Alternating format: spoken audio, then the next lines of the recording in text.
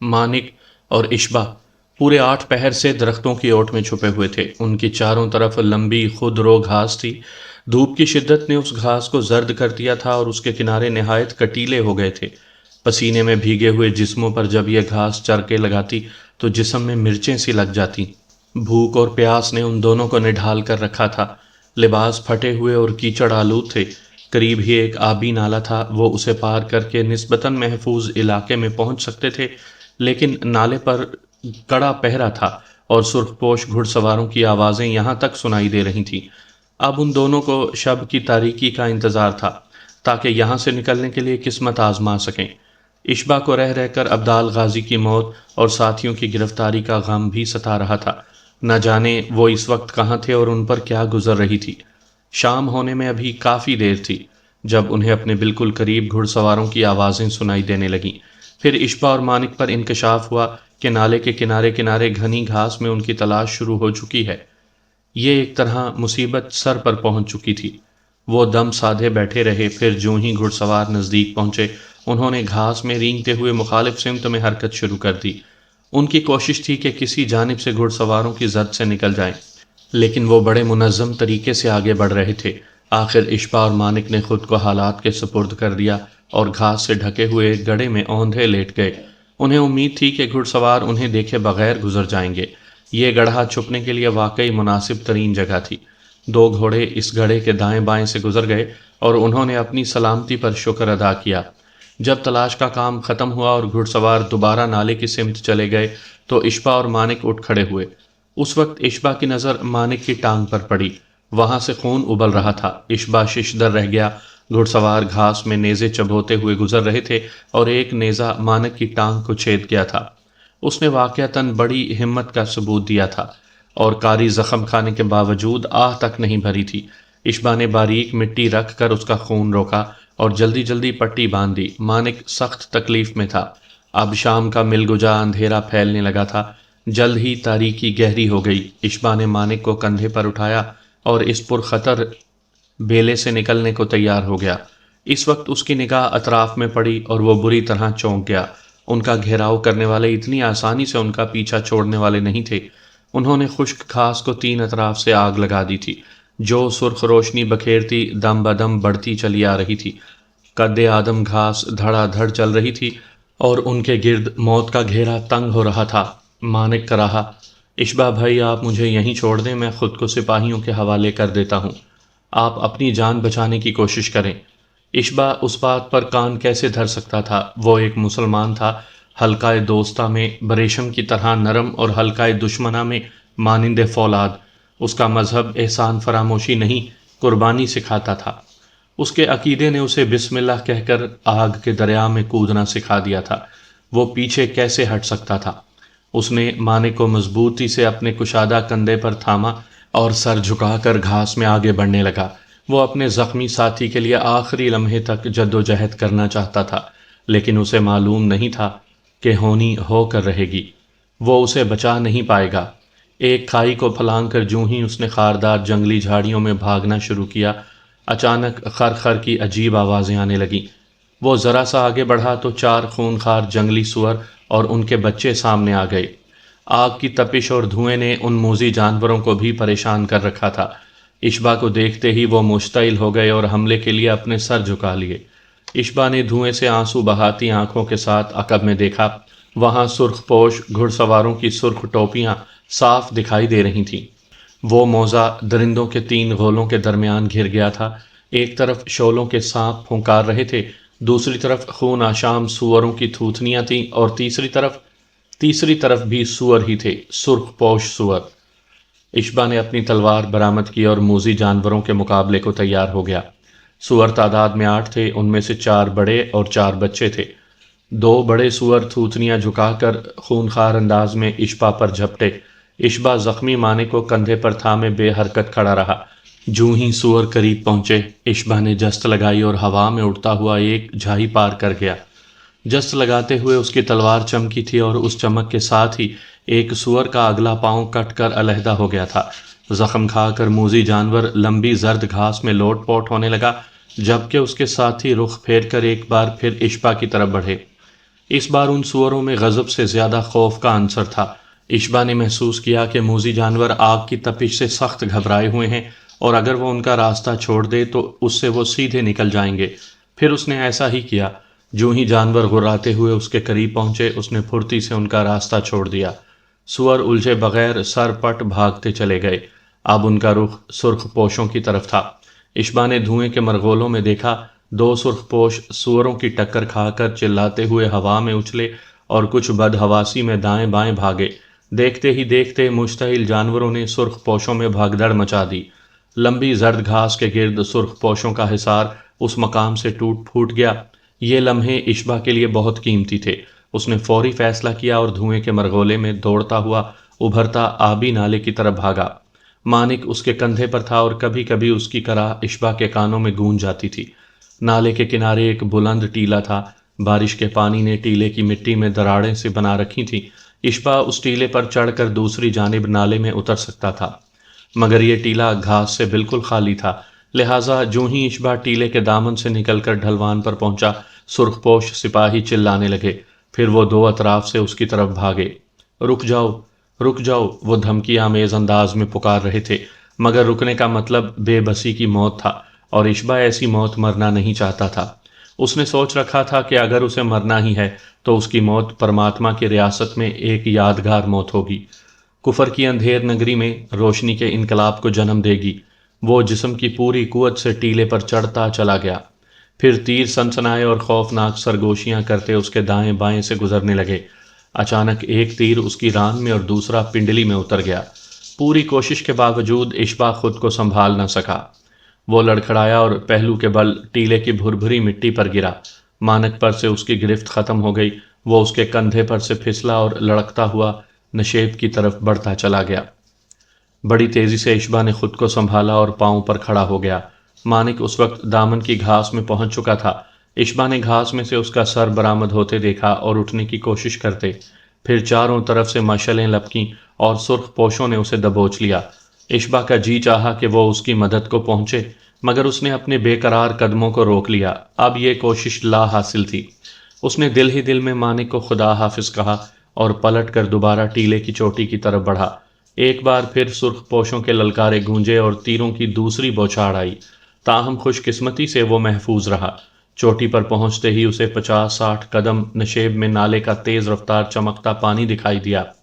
وہ ٹانگ کے زخموں کی پرواہ کیے بغیر تیزی سے پانی کی طرف بڑھا۔ تاریکی میں ایک جگہ اس کا پاؤں پھسلا اور وہ پشت کے بل گر گیا۔ اس کے گرنے سے مٹی اور ریت کا ایک بڑا تودا لڑکا اور پھر گونجدار آواز سے نالے میں جا گرا۔ اس کے ساتھ ہی نالے کی طرف سے سپاہیوں کی آوازیں سنائی دیں۔ اشبا کے دماغ میں روشنی سی بھر گئی۔ نالے میں تودے کا گرنا اس کے لیے نیک شگون ثابت ہوا تھا، بلکہ اس کے لیے سلامتی کا دروازہ کھول رہا تھا۔ سرخ پوشوں نے اسے نالے کی طرف بڑھتے دیکھا تھا اور اب تودا گرنے کی آواز سے وہ سمجھ رہے تھے کہ اس نے پانی میں چھلانگ لگا دی ہے۔ اشبا نالے میں کودنے کا ارادہ ملتوی کر کے وہیں ایک کھائی میں لیٹ گیا اور وقت کا انتظار کرنے لگا۔ حلابہ اسی تہہ خانے میں تھی جہاں گنگا رام نے اسے پورب کمار کو دفنانے کے بعد چھوڑا تھا۔ وہ پچھلے 8 پہر سے بے قراری کے ساتھ گنگا رام کا انتظار کر رہی تھی۔ گنگا رام نے اس سے کہا تھا کہ وہ کل آ کر ایک اہم بات بتائے گا۔ آخر خدا خدا کر کے تہہ خانے کے دروازے پر آہٹ ہوئی اور گنگا رام لنگڑاتا ہوا اندر داخل ہوا۔ اس کے ہاتھوں میں کھانے کا تشت تھا۔ حلابہ کو بھوک تو نہیں تھی، مگر اس نے گنگا رام کا دل رکھنے کو چند لقمے لے لیے۔ گنگا نے اس کی بے دلی دیکھی تو مسکرا کر بولا، مالکن، لگتا ہے آپ کھانے سے زیادہ میری باتوں کو اہمیت دیتی ہیں۔ حلابہ نے کہا، پہلے تو ایسا نہیں تھا، مگر آج ضرور ہے۔ میں جاننا چاہتی ہوں کہ تمہارے ذہن میں وہ کون سی تدبیر ہے جو مجھے پرماتما کے محل میں پہنچا سکتی ہے۔ گنگا نے اطمینان سے بیٹھتے ہوئے کہا، مالکن، بات دراصل یہ ہے کہ چند روز بعد پرماتما کے محل میں جادوگری کا ایک زبردست مقابلہ ہو رہا ہے۔ اس مقابلے میں ریاست بھر کے ساحر، شعبدہ باز اور سفلی علم کے ماہر حصہ لے رہے ہیں۔ اس مقابلے میں حصہ لینے کے لیے ہر فنکار کو اپنے ساتھ ایک مددگار لے جانے کی اجازت ہوگی۔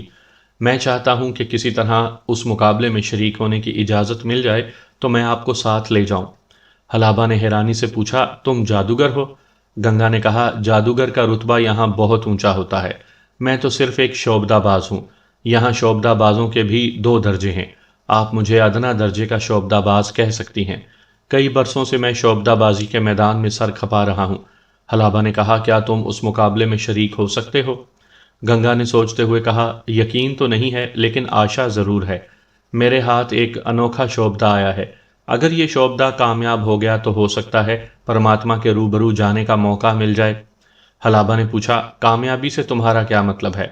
گنگا نے جواب دیا، پرماتما کے محل میں ہونے والے اصل مقابلے سے پہلے جادوگروں اور شعبدہ بازوں کی آزمائش کی جاتی ہے۔ اس آزمائش کی نگرانی ریاست کا مہان جادوگر افتیلا جام کرتا ہے۔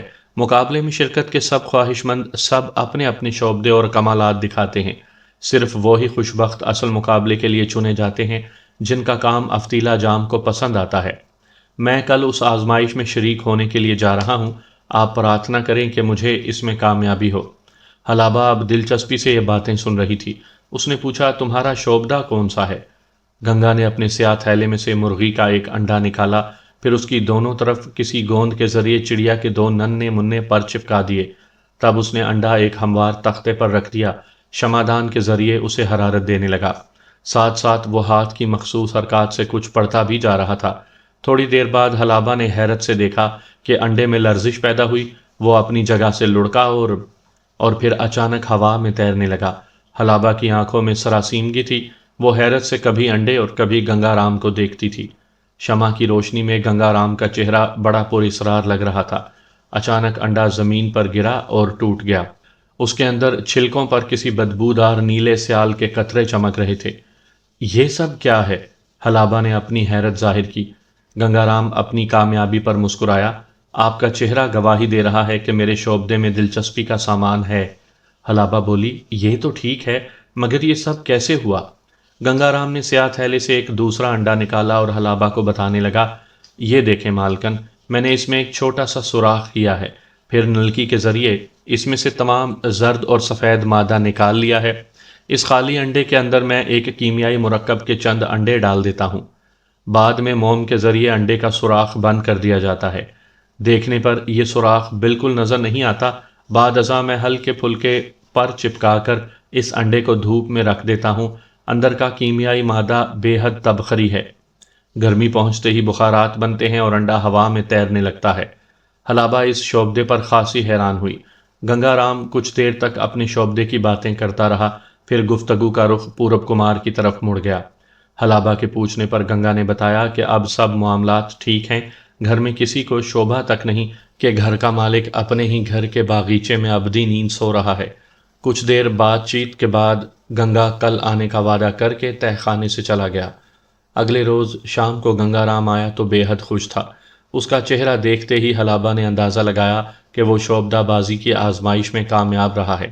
گنگا رام نے جیب سے چمڑے کا ایک ٹکڑا نکال کر حلابہ کی آنکھوں کے سامنے لہرایا اور پھر بار بار اسے چومنے لگا۔ مالکن، آج میرے جیون کی ایک بڑی کامنا پوری ہوئی ہے۔ مجھے ان شعبدہ بازوں میں شامل کر لیا گیا ہے جو چند روز بعد ایک عظیم الشان مظاہرے میں شرکت کے لیے پرماتما کے محل میں جائیں گے۔ آج میرا انگ انگ خوشی سے ناچ رہا ہے۔ یہ کہتے ہوئے گنگا رام نے چمڑے کا گول ٹکڑا حلابہ کے ہاتھ میں تھما دیا۔ اس پر سفید رنگ سے ایک مردے کی کھوپڑی بنی ہوئی تھی اور سنسکرت میں کچھ تحریر تھا۔ وہ سمجھ گئی کہ یہ وہ سند ہے جو گنگا رام کو دی گئی ہے۔ اس نے گنگا رام سے کہا، گنگا، مجھے کس روپ میں تمہارے ساتھ چلنا ہوگا؟ حلابہ کے فکرے نے گنگا رام کی مسرت کافور کر دی۔ وہ کچھ سنجیدگی سے حلابہ کو دیکھتا رہا۔ اس کا ادجلا چہرہ یاس میں ڈوبا ہوا تھا۔ التجا آمیز لہجے میں کہنے لگا، مالکن، میری ماں نے تو وہاں جانے کا دھیان دل سے نکال دیں۔ آپ نہیں جانتی، کسی برے ارادے سے جھیل پار کرنے والا کبھی زندہ واپس نہیں آتا۔ حلابہ نے کڑی نظروں سے گنگا کو گھورا۔ یہ کڑی نظر اس کے تمام سوالوں کا جواب تھی۔ وہی جواب ملا جو حلابہ 20 بار اسے دے چکی تھی، یعنی اسے محل تک پہنچنا ہے اور ہر صورت پہنچنا ہے۔ گنگا رام نے اسے مترجم نظروں سے دیکھا اور پھر گہری سانس لے کر بولا، ٹھیک ہے مالکن، میں اس کا انتظام کرتا ہوں۔ آپ میری مددگار کے طور پر ساتھ جائیں گی۔ میرے ذہن میں ایک منصوبہ ہے۔ آپ کی صورت چھپانے کے لیے میں آپ کی صورت پر رنگ و روغن سے نقش و نگار بنا دوں گا۔ اس کے علاوہ آپ کو ایک خاص قسم کا لباس بھی پہننا ہوگا۔ بہر صورت ایک بات میں آپ کو بتا دوں، آپ کو جو کچھ کرنا ہے 2 روز کے اندر اندر کرنا ہے۔ وہاں ہمارا قیام 2 روز ہوگا۔ حلابہ نے کہا، اگر میں وہاں ہی رہ جانا چاہوں تو؟ گنگا بولا تو پھر میری گردن بھی وہیں رہ جائے گی۔ پرماتما کے محافظ اتنے غافل نہیں کہ کوئی ایسا فریب چل سکے۔ محل تک پہنچنے سے پہلے نہ صرف کئی جگہ ہماری تلاشی ہوگی بلکہ بار بار گنتی بھی کی جائے گی۔ ٹھیک ہے، حلابہ نے کہا، میں اپنا کام 2 ہی روز میں نمٹانے کی کوشش کروں گی۔ گنگا رام نے جھکتے ہوئے کہا، مالکن، مجھے معلوم ہے آپ ہر صورت وہاں پہنچنا چاہتی ہیں، مگر ایک بات ذہن میں رکھیں، ابھی آپ کے ساتھی مفرور ہیں، کہیں ایسا نہ ہو کہ آپ قیدی ہوں اور آپ پر تشدد کر کے ان کے بارے میں معلوم کر لیا جائے۔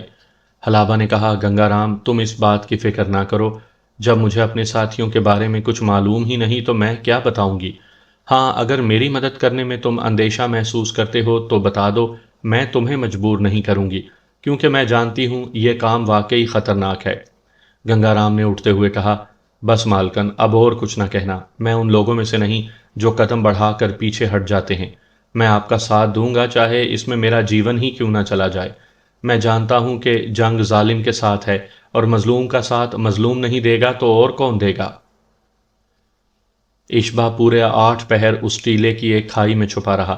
اس نے اپنے اوپر گھاس پھوس اس طرح پھیلا لیا تھا کہ جب تک کھائی میں نہ اترا جاتا کسی کی موجودگی کا پتہ لگانا ممکن نہیں تھا۔ اسے پتا تھا کہ سرخ پوش اسے نالے کے ساتھ ساتھ تلاش کر رہے ہیں۔ انہیں پختہ یقین تھا کہ وہ پانی میں کود کر بہاؤ کی طرف نکل چکا ہے۔ اس یقین کی ایک وجہ یہ بھی تھی کہ اشبا اور اس کے ساتھیوں نے ایک دفعہ پہلے بھی فرار کے لیے زیر آب تیراکی کا ہنر استعمال کیا تھا۔ اشبا کی جسمانی حالت اب نہایت دگرگوں تھی، لباس تو پہلے ہی پھٹ چکا تھا، اب جسم بھی خون اگل رہا تھا۔ ٹیلے پر گرتے ہوئے کوئی نوکیلا پتھر اس کی پشت پر چبھا تھا اور پسلیوں کے درمیان ایک گہرا گھاؤ آ گیا تھا۔ اس کے علاوہ وہ ایک ہی ٹانگ پر قریب قریب 2 گہرے زخم آئے تھے۔ ایک تیر اشبا نے نکال لیا تھا مگر پنڈلی والا تیر اندر ہی ٹوٹ گیا تھا اور یہی زخم زیادہ تکلیف دے رہا تھا۔ خون کے مسلسل اخراج نے اس کے ہر ریشے بدن پر نکاہت اتار دی تھی۔ بھوک اور پیاس کی شدت اس نکاہت میں اور اضافہ کر رہی تھی۔ در حقیقت وہ صرف اپنی قوت ارادی کے بل پر زندہ تھا، ورنہ ظاہری اسباب اسے ختم کر چکے تھے۔ شام اب گہری ہو گئی تھی۔ وہ اپنی تلوار پر زور دے کر اٹھا، کھائی سے سر نکال کر ادھر ادھر نگاہ دوڑائی۔ دور نیچے نالوں کا ہلکورے لیتا پانی تھا، آسمان پر گہرے بادل چھائے تھے اور کسی بھی وقت بارش شروع ہو سکتی تھی۔ نالے کے ساتھ ساتھ کچھ فاصلے پر 2 سرخ پوش گھڑ سوار نظر آ رہے تھے۔ اشبا نے سوچا کہ اگر بارش شروع ہو جائے تو وہ یہاں سے نکلنے کی کامیاب کوشش کر سکتا ہے۔ ابھی یہ سوچ اس کے ذہن میں تھی کہ بادل برسنے لگے۔ کچھ ہی دیر بعد گھڑ سواروں کی سرخ وردیاں اس کی نظروں سے اوجھل ہو گئیں، شاید وہ سائے کی تلاش میں کسی اور طرف نکل گئے تھے۔ اشبا جسم کو گھسیٹتا ہوا باہر نکل آیا اور میان پر زور دے کر لنگڑاتا ہوا ایک طرف بڑھنے لگا۔ بارش کی بوچھاڑیں اس کے فاقہ زدہ جسم کی رہی سہی حرارت زائل کر رہی تھی، تاہم وہ بے حد حوصلے سے آگے بڑھتا رہا اور جلد ہی ٹیلے کے دامن میں پہنچ گیا۔ یہاں پہنچ کر اسے اندازہ ہوا کہ وہ دریا کے بالکل ہی نزدیک ہے۔ اسے وہ شکستہ مزار نظر آ رہا تھا جہاں چند روز پہلے اس کی ملاقات ابدال غازی سے ہوئی تھی۔ وہ نورانی محفل اس کی نگاہوں میں گھومنے لگی جس میں بوڑھے ہاشم نے اسے 18 برس پہلے کی داستان سنائی تھی۔ اچانک اشبا کو یاد آیا کہ آج تو جمعے کی رات ہے۔ اس کے رگو پے میں امید کی توانائی دوڑ گئی۔ اس کا مطلب تھا آج پھر قریبی گاؤں کے لوگ اس مزار میں پہنچیں گے اور اپنے عقیدے کے مطابق ذکر و فکر کی محفل جمائیں گے۔ ان لوگوں میں پہنچ کر اشبا خود کو محفوظ تصور کر سکتا تھا۔ اس کے زخموں کو مرہم اور جسم کو خوراک مل سکتی تھی۔ اس کا رخ ایک بار پھر زندگی کی طرف ہو سکتا تھا۔ اس کے اندر ایک نیا حوصلہ پیدا ہوا۔ وہ اپنے زخموں سے چور بے جان جسم کو گھسیٹتا دھیرے دھیرے محمود شہید کے مزار کی طرف بڑھنے لگا۔ بار بار اس کی ٹانگ میں اٹھنے والی درد کی لہریں ناقابل برداشت ہو جاتی تھیں۔ وہ رک کر اس درد کو افاقہ دیتا، اپنی سانسیں درست کرتا اور ایک بار پھر منزل کی طرف سے رکھنے لگتا۔ آخر ایک طویل اور جان لیوا کوشش کے بعد وہ مزار کے نواح میں پہنچ گیا۔ وہ اپنے جسم کی آخری قوت تک خرچ کر چکا تھا اور اب اس کی کان ہو کی اسرار انگیز آوازیں سننے کے لیے بےتاب تھے، مگر یہ آوازیں کہیں سنائی نہیں دے رہی تھیں۔ نہ ہی مزار کے اطراف میں گھومنے والے کسی پاسباں نے اسے روکا۔ وہ گھسٹتا اور ہانپتا ہوا مزار کے اندر پہنچا اور بائیں جانب والی کوٹھڑی کا دروازہ دھکیل کر اندر داخل ہو گیا۔ کوٹھڑی میں کوئی متنفس نہیں تھا۔ اس کے در و دیوار تاریک تھے۔ مایوسی کے گہرے بادل نے اشبا کو ڈھانپ لیا۔ کوٹڑی کی گہری تاریکی میں جیسا اندھیرا اس کی آنکھوں میں بھی چھانے لگا۔ پھر اس کے اندر کا مجاہد پکار اٹھا۔ جرأت ایمانی سے سرشار حضر موت کا سخت کوش جوان اسے جھنجھوڑ کر بولا، تو مسلمان ہے اور تیرے مذہب میں مایوسی گناہ ہے، موت سے پہلے تجھے دل و جان سے زندہ رہنا ہے۔ وہ اپنے بارش سے شرابور جسم کو گھسیٹتا ہوا اٹھا، ہوا کی آمد و رفت ختم کرنے کے لیے دروازہ بند کیا، پھر دیوار سے ٹیک لگا کر بیٹھ گیا۔ بھوک، سردی اور تکلیف کی انتہا میں اسے نماز ایک ہمدرد اور مونس کی طرح دکھائی دے رہی تھی، جو اپنے گرم بازو کھولے اسے اپنی آغوش میں راحت میں تھپکنے کے لیے بے قرار تھی۔ اس نے کوٹڑی کی دیوار سے تیمم کیا اور نیم درازی کی حالت میں عشاء کی نماز ادا کرنے لگا۔ آج اس کی نماز میں ہمیشہ سے زیادہ اخلاص اور درد تھا۔ وہ جیسے اپنے پالنے والے سے براہ راست باتیں کر رہا تھا۔ نماز پڑھتے ہی پڑھتے اس کا سر سینے پر ڈھلک گیا اور وہ گہری نیند کی آغوش میں چلا گیا۔ قطرہ قطرہ خون مسلسل اس کی پنڈلی سے رس رہا تھا۔ دوبارہ آنکھ کھلی تو باد و باران کی شب گزر چکی تھی۔ کوٹڑی کے روزنوں سے دھوپ اندر آ رہی تھی۔ وہ یہ دیکھ کر حیران ہوا کہ اس کے پاس دودھ کا ایک پیالہ اور روٹی پڑی ہے۔ وہ کچھ دیر حیرت سے یہ چیزیں دیکھتا رہا۔ جسم و جان کا رشتہ برقرار رکھنے کے لیے اسے ان اشیاء کی ضرورت تھی۔ اس نے دھیرے دھیرے لقمے توڑنے شروع کیے اور تازہ دودھ کے ساتھ انہیں نگلنے لگا۔ نکاہت اتنی تھی کہ یہ عمل بھی اسے دشوار محسوس ہو رہا تھا۔ نہ جانے اسے کھانا کھلانے والا شخص کون تھا اور کیوں یہ ہمدردی کر رہا تھا، اور اس کا ہمدرد ہی تھا تو اس کی مزاج پرسی کے بغیر چلا کیوں گیا؟ کھانا کھا کر وہ دیر تک سوچتا رہا، پھر اس پر غنودگی طاری ہو گئی اور وہ دوبارہ سو گیا۔ اگلے روز وہ شدت سے اپنے محسن کا انتظار کر رہا تھا۔ ٹانگ کی تکلیف بہت بڑھ گئی تھی اور اس کے ننگے پاؤں میں کئی خار ٹوٹے ہوئے تھے۔ اسے جلد از جلد کسی ماہر جراح کی ضرورت تھی۔ اس کا سارا جسم بخار میں تپ رہا تھا۔ اسے خوراک سے بھی زیادہ علاج کی حاجت تھی۔ ایک پہر دن چڑھے کوٹڑی کے دروازے پر آہٹ ہوئی اور 10-12 سال کا لڑکا سہمی نظروں کے ساتھ کوٹڑی میں جھانکنے لگا۔ اسے تنہا پا کر وہ جلدی سے اندر آ گیا۔ اس کے ایک ہاتھ میں دودھ کا برتن اور دوسرے ہاتھ میں مکئی کی روٹی تھی۔